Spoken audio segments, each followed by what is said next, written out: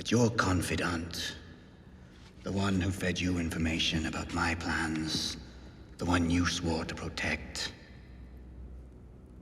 you didn't bring her any enjoyment. And she didn't bring me any enjoyment. She was a bad investment on my part.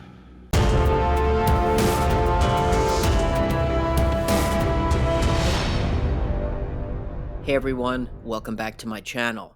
In the disaster that was the end of Game of Thrones, there were many bizarre moments.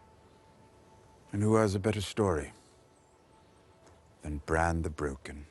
And sudden character reversals, To be honest, I never really cared much for them. Innocent or otherwise. along with incomprehensible twists. The hits just kept coming, making our heads spin so badly that many got whiplash. Because Season 8 was such a cataclysm, the destruction of Littlefinger's character in Season 7 sometimes goes overlooked. He was a great schemer and manipulator. Petyr Baelish was one of three characters, along with Tyrion and Varys, who were stripped of their savvy, intelligence, and skill in the final seasons, leaving them as sad shells of their former selves. Littlefinger's demise was handled so poorly too because it went against who he was and how he had survived and risen over the years. So let's dive in. To understand Petyr Baelish, we have to look at what made him who he was, and that was his love for Catelyn and his naivete. Petyr had an unrealistic view of the world. He loved Cat and thought she felt the same. He believed that her arranged marriage to Brandon Stark was something that she was only doing due to House Tully's mantra: family, duty, and honor. So to win Catelyn, he unwisely challenged the larger, stronger, and more adept Brandon to a duel. He felt that the gods would favor him because his cause was right and their love was pure. Petyr, of course, not only lost, but he suffered a near fatal wound. Although he survived, his idealism did not. From this point, he realized that he could not achieve success in the world by good intentions or physical strength.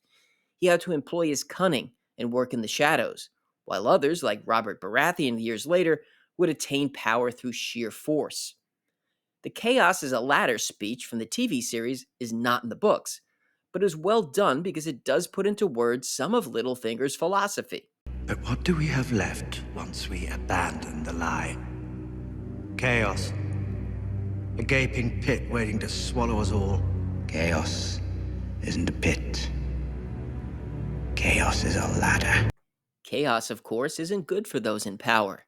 Stability and rule of law is essential for maintaining balance and protecting the system in place. Littlefinger, whose father was the smallest of the small lords in the Vale, couldn't count on playing by the rules to advance himself due to his position. So, chaos works to his advantage, particularly since it matters little to him who is burned in the process. Littlefinger is one of the most dangerous men in Westeros. But he would see this country burn if he could be king of the ashes. So, if you're willing to let everything come down upon you as you gamble for more power and position, then chaos does work for a single minded and ruthless person. And of course, this isn't just some small risk for Baelish. When he manipulated Liza to have Jon Arryn killed, and then had her write the letter to Catelyn blaming the Lannisters for Jon Arryn's death, he was playing with fire against two powerful houses. It's a precarious move, too, considering how unwell Liza was. But he knew her and saw how infatuated she was with him. This not only motivated her to do these things, but to keep his secrets long enough. And when he saw that she was no longer controllable, he removed her. Littlefinger was perceptive and knew when it was time to take a new path. This demonstrated itself again when he worked with Olenna to have Joffrey poisoned, and he once again changed the dynamic by leaving King's Landing so that he wouldn't be implicated in the king's murder. Littlefinger is a survivor. This doesn't mean, though, that he's destined to prevail, just that it will take someone with comparable cunning, like Varys, Tyrion, or Olenna, to take him down. It's up for debate whether he had true feelings for Sansa or if he was just using her to take the next rung on the ladder. She did remind him of Kat, but Petyr is no longer the hopeless romantic of his youth. And I think on the show, once he sold her off to the Boltons, it was clear that she was a pawn in his game. If he had any doubts where he stood with Sansa after her marriage, those were erased following this meeting with her. Did you know about Ramsay? If you didn't know, you're an idiot. If you did know, you're my enemy. I didn't know. I thought you knew everyone's secrets.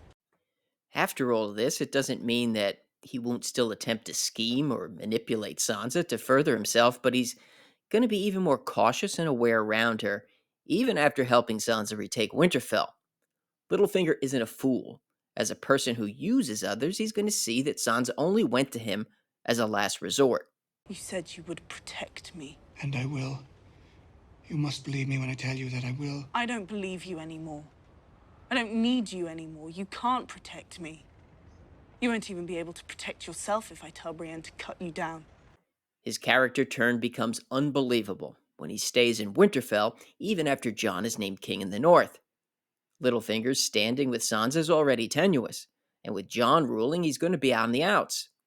To make matters even worse, Jon threatens him down in the crypts.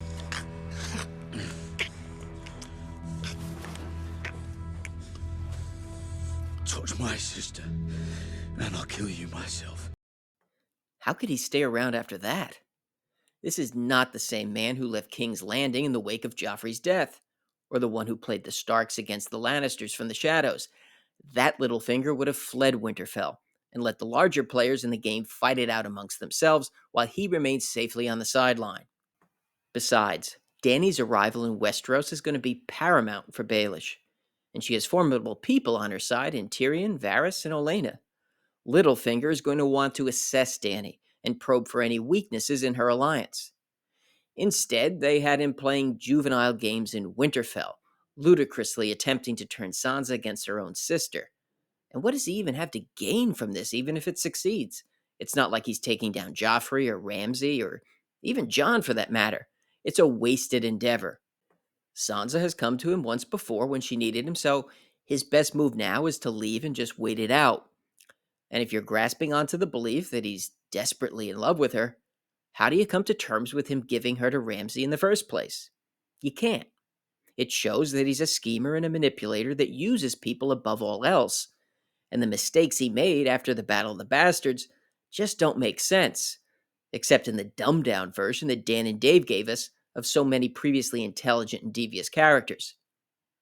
It would have been great to have Petyr Baelish involved in the endgame, weighing his options and eventually losing to a comparable opponent.